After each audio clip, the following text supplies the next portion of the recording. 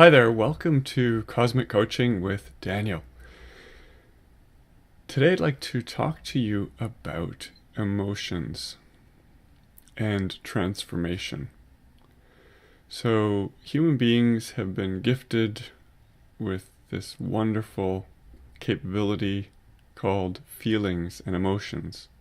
And it's kind of one of those double-edged swords because often intense emotions are those things that we feel like running away from. We want to ignore them or suppress them or medicate them. And that, in fact, is the source of most addictions, which is a feeling of psychological pain that you can't handle. And so you need to escape from it or suppress it.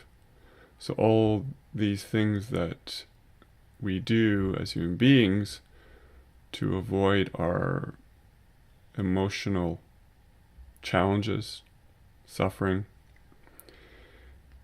tends to be addressed with substances that act as medication, whether it's actual drugs or foods or entertainment or sex or any form of distraction.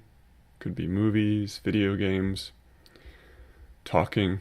There's many forms of addictions, and the essence of these addictive practices or behaviors is that they're all created as a way to avoid deep emotional suffering. Difficult emotions, intense emotions, the kind of emotions that we typically refer to as negative. They're not necessarily negative, but certainly we want to avoid feeling sad, feeling angry, feeling depressed, feeling anxious, feeling guilt, regret, shame, or having feelings of lack of self-worth or low self-esteem. So this is the paradox of human nature, and that is that we have this capacity to feel emotions very deeply, and it varies across human beings. Everybody has a very unique emotional repertoire and ability to sense deeply. And so this double-edged sword is absolutely true. It's both a gift and what seems like a curse, a challenge, something that we wish was not there. Because the tendency whenever there's an unpleasant emotion is, how do I avoid this? How do I ignore it? How do I suppress it? And so if we understand that human beings have been gifted with three primary qualities or abilities, which is thinking, feeling, and willing, that all these things can be transformed and cultivated to a higher level or a higher octave. And what makes human beings quite unique actually is the capacity to feel so deeply, to have emotional sensitivity or empathy, compassion, to feel what others are feeling. And this ability to feel should not be underestimated. But that said, how do we go about transforming difficult things? How do we not get addicted? How do we not avoid whatever feeling or emotion we're going through, especially if it's enduring and it's been going on for weeks or months or years? For instance, people that suffer from chronic depression or chronic anxiety, even panic. Some people have bipolar disorder. There's a whole range of kind of psychological and emotional syndromes that a great portion of humanity is dealing with. It's a kind of an interesting time on the planet, both exciting and challenging at the same time. So if we're able to look at the gift side of this double-edged sword and say, you know what? There's a reason that we can feel so deeply. There's a reason that we've been given this ability to experience such a wide spectrum of emotions, and that is because it can help us to evolve to a higher state of being. It can be a catalyst to enhancing our consciousness. It can be a motivator and an incentive to develop along our spiritual journeys. And so the actual act of transforming a difficult emotion is something that takes mastery.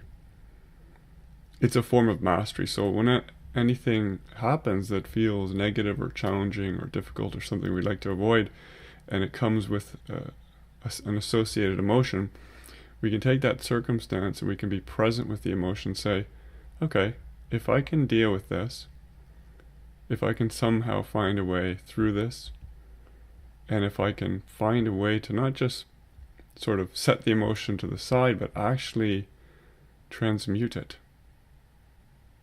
transform it, maybe even transcend it by doing practices. And the first practice, the most potent and misleadingly simple, is presence. Being present with your own emotional repertoire, with specific emotions as they occur. Because the more we avoid something, it just comes chasing us eventually. If someone does medicate with pharmaceutical drugs, eventually they're going to have to deal with the source of those unpleasant emotions. And if they get off the drugs, then they're going to be faced head on. It's going to be even louder. It's going to be amplified, right? Or if we embody some kind of addiction to avoid or suppress the feelings, again, at some point it's going to have to be dealt with. Or it could be our downfall if we get so addicted to a substance or a behavior or some pastime that it just kind of derails us or throws our life out of balance. Then it's got a very negative consequence just to avoid this nagging emotion, this intense emotion, this emotion that we don't want to feel. But if we could take it on in a kind of capacity and an attitude of, well, let's just see if we can honor the struggle, in fact, maybe even enjoy the struggle. Say, well, this is an opportunity for mastery. What is the gift in this? What is the gift in this challenging emotion? And this is especially true if you have a very intense fear. Sometimes when we go to the core of that fear, there's a gift waiting on the other side. And in my case, that was true of public speaking. So I won't go into that story now, but suffice it to say, it was a very intense inner challenge for me that had physiological repercussions, something that I avoided unbelievably. But at some point I stepped into that. I was able to transform that very real and visceral fear, and coming across that bridge to the other side, I'm someone who very much enjoys public speaking. I enjoy it. I thrive on it. I'm pretty good at it. I look forward to every opportunity, you know. So this is one of those kind of universal human fears. I just use it as an example of something that I've dealt with.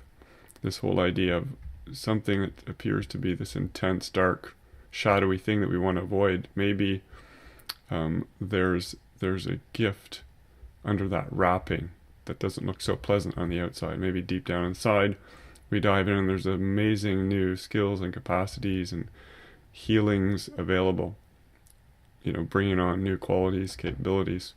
So I hope you find some inspiration in this little impromptu session on transforming emotions.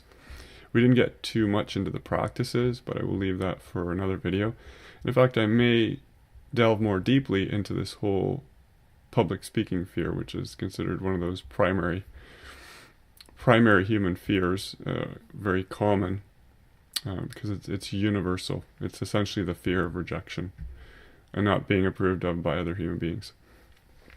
So thanks for listening, and I offer counseling sessions, empathic, heart-centered counseling sessions, and I also do holistic life coaching. So I'm quite good at tuning into people's emotions, kind of stepping into people's inner worlds, and also understanding them from a cognitive or kind of a multi-dimensional framework. So I understand people very well, and I can very quickly tune in to what's going on. And so if you're interested in doing some kind of coaching or counseling with me, just click on the link above and sign up or send me an email, and we can chat about possibilities. So until next time, have a great day or evening, and we'll see you soon.